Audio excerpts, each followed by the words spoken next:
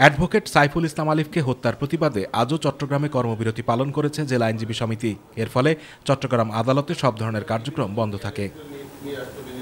আইনজীবীদের দাবি, আদালত চত্বরে নির্মম এ হত্যাকাণ্ডের ঘটনার সঙ্গে জড়িতদের আইনের আওতায় এনে দৃষ্টান্তমূলক শাস্তি নিশ্চিত করতে হবে। ঢাকা সহ চট্টগ্রাম সহ বিভিন্ন ব্যক্তি আন্দোলনের নামে বিশৃঙ্খলা সৃষ্টি করছে, পুলিশ নীরব ভূমিকা পালন করছে, পেশির সরকারের বেতের এখন অবস্থান করছে।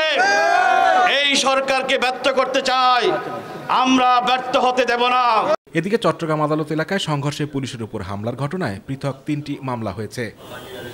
এদিকে চিন্ময় কৃষ্ণ দাস ইস্যুতে দুপুরে স্বামীবাগ আশ্রমে সংবাদ সম্মেলন করে ইসকন। সেখানে ইসকনের সাধারণ সম্পাদক চারুচন্দ্র দাস ব্রহ্মচারী জানান, চিন্ময় কৃষ্ণ দাসকে অনেক আগেই স্থায়ীভাবে বহিষ্কার করা হয়েছে।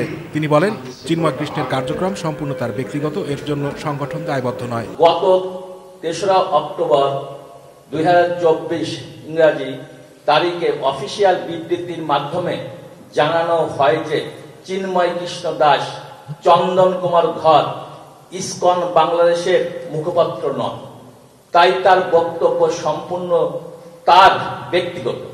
অতএব লীলারাজ গৌর দাস, স্বতন্ত্র গৌর দাস ও চিন্ময় কৃষ্ণ দাসের বক্তব্য এবং কৃতকর্মের জন্য ইসকন বাংলাদেশ কোনোভাবেই দায়ী নয়। এ সময় সবাইকে শান্তি শৃঙ্খলা বজায় রাখার আহ্বান জানান চারুচন্দ্র দাস ব্রহ্মচারী। বলেন, চিন্ময় কৃষ্ণ দাসকে ঘিরে ভারতের মন্তব্য বা অবস্থানের সঙ্গে ইসকনের কোনো সম্পৃক্ততা নেই। ইসকন কোনো সম্পত্তি দখল করে না।